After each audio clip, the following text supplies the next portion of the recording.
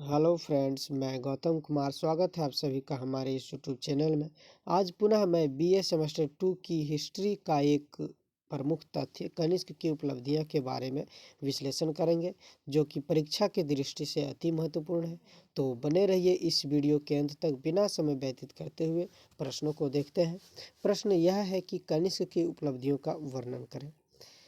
कनिष्क कुषाण वंश का सबसे प्रतापी शासक था।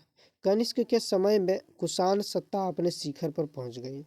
कनिष्क अत्यंत कुशल योद्धा, सेनापति एवं वीर शासक था।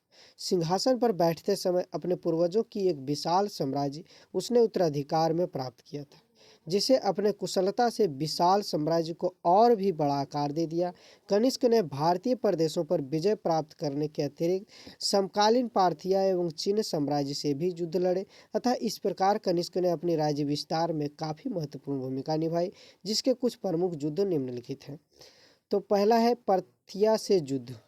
कनिष्क या पार्थिया के मध्य हुए युद्ध के विषय में चीनी स्रोतों से जानकारी मिलती है कि पार्थिया के शासक ने कनिष्क पर आक्रमण किया था। पार्थिया के शासक द्वारा कुषाण साम्राज्य पर आक्रमण करने के दो प्रमुख कारण थे। पहला है कि बैक्ट्रिया पर कनिष्क का अधिकार था, जो कि व्यापारिक दृष्टिकोण से बैक्ट्रिया अत्यंत महत्वपूर्ण था। अतः बैक्ट्रिया के शासन व्यवस्था पर पार्थिया अपना आधिपत्य जमाना चाहता था। दूसरा यह है कि एशियाना प्रदेश पर पहले पार्थिया का अधिकार था, किंतु बाद में इसे कुषाणों ने अपना प्रभुत्व जमा लिया। अतः इसी कारण पार्थिया का शासक कुषाण साम्राज्य पर अपना वर्चस्व से आक्रमण करना चाहता था और पुनः एशियाना प्रदेश पर अधिकार करना चाहता था। दूसरा पॉइंट है रोम साम्राज्य से संबंध। कनिष्क को रोम साम्राज्य से मित्रतापूर्ण संबंध था। इसका मुख्य कारण यह था कि रोम को भी पार्थिया से शत्रुता थी। पार्थिया दोनों का ही शत्रु था। अतः कुषाण साम्राज्य या रोम के संबंधों में दृढ़ता उत्पन्न हो गई। दोनों से परस्पर दूतों का आदान प्रदान किया गया। तीसरा है चीन से युद्ध।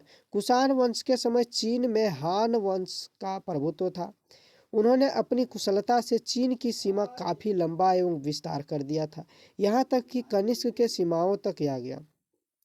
चीनी साहित्य से ज्ञात होता है कि कुषाण वंश का सम्राट चीनी राजकुमारी से विवाह करने की इच्छा प्रकट की और अपने दूतों को चीनी सम्राट के पास सूचना भेजा, परंतु चीनी सम्राट अपना अपमान समझकर कनिष्क की गुप्तचरों को बंदी बना लिया गया, जिसकी सूचना कनिष्क को मिला और इसने खबर सुनकर 70,000 अश्वारोही सेना को लेकर युद्ध करने गया। परंतु खराब मौसम के कारण कनिष्क की एक बड़ा सैनिक टुकड़ी नष्ट हो गया, जिससे कनिष्क काफी कमजोर हो गया और वह चीनी सम्राट पान चाओ ने कनिष्क को आसानी से पराजित कर दिया, जिससे कनिष्क को प्रतिवर्ष चीनी शासक को कर देने के लिए विवश कर दिया गया। कुछ समय पश्चात कनिष्क ने अपनी पराजय की प्रतिशोध लिया, किंतु अनेक विद्वान इसे स्वीकार नहीं करते हैं। इन विद्वानों का विचार है कि वेन सांग के अतिरिक्त किसी अन्य स्रोतों में कनिष्क की विजय का उल्लेख नहीं है, अतः कनिष्क की इस विजय में संदेह है। कनिष्क की सांस्कृतिक उपलब्धियां। कनिष्क अपने विजयों के लिए इतिहास में इतना प्रसिद्ध नहीं है जितना अपनी सांस्कृतिक उपलब्धि के लिए जाने जाते हैं। पहला है बौद्ध धर्म की उन्नति। कनिष्क की रणकौशल और शक्ति में उनकी योग्यता के कारण उतनी नहीं है जितना बौद्ध मत को प्रोत्साहन और संरक्षण देने का कार्य है। इसी कारण वृत्तांतों में कनिष्क का उल्लेख बौद्ध मत के संरक्षक और एक दूसरा अशोक भी कहा जा गया है। प्रारंभ में कनिष्क भी अशोक की तरह रक्त पिपासु था, किंतु बौद्ध धर्म ग्रहण करने के पश्चात उसने बहुत पश्चाताप किया और बहुत नम्र या दयालु बन गया। कनिष्क ने कब और किन परिस्थितियों में बौद्ध धर्म ग्रहण किया, इस विषय में विद्वानों में काफ़ी मतभेद है। ऐसा प्रतीत होता है कि मगध और आक्रमण के समय वह बौद्ध विद्वान अश्वघोष के संपर्क में आया, जिसके प्रभाव से उसने बौद्ध धर्म अपना लिया। बौद्ध धर्म ग्रहण करने के पश्चात कनिष्क ने अशोक के समान बौद्ध धर्म के प्रचार प्रसार करने लगे। दूसरा पॉइंट है चतुर्थ बौद्ध संगीति। कनिष्क के शासन काल की एक प्रमुख उल्लेखनीय घटना है बौद्ध धर्म के विवादों की सिद्धांत की निर्णय करने के उद्देश्य से कनिष्क के शासनकाल में चतुर्थ बौद्ध संगीति का आयोजन किया गया, जिसकी अध्यक्षता वसुमित्र के द्वारा किया गया तथा अश्वघोष ने भी भाग लिया था। लगभग 500 बौद्ध विद्वान इस सभा में सम्मिलित हुए थे। तारानाथ के अनुसार यह समिति काश्मीर के कुंडल वन में हुई थी। तीसरा है महायान। चतुर्थ बौद्ध संगीति के उल्लेखनीय परिणाम बौद्ध धर्म की महायान शाखा का उदय होना था। इस समय यह आवश्यक समझा गया कि बौद्ध धर्म के जनसाधारण एवं विदेशों में प्रचार प्रसार इनके सिद्धांतों का किया जाए। नागार्जुन ने इसे अनेक ढंग से प्रचार करने का प्रयत्न किया। मूर्ति पूजा, स्वर्ग, धार्मिक क्रियाएं आदि को स्वीकार कर लिया गया।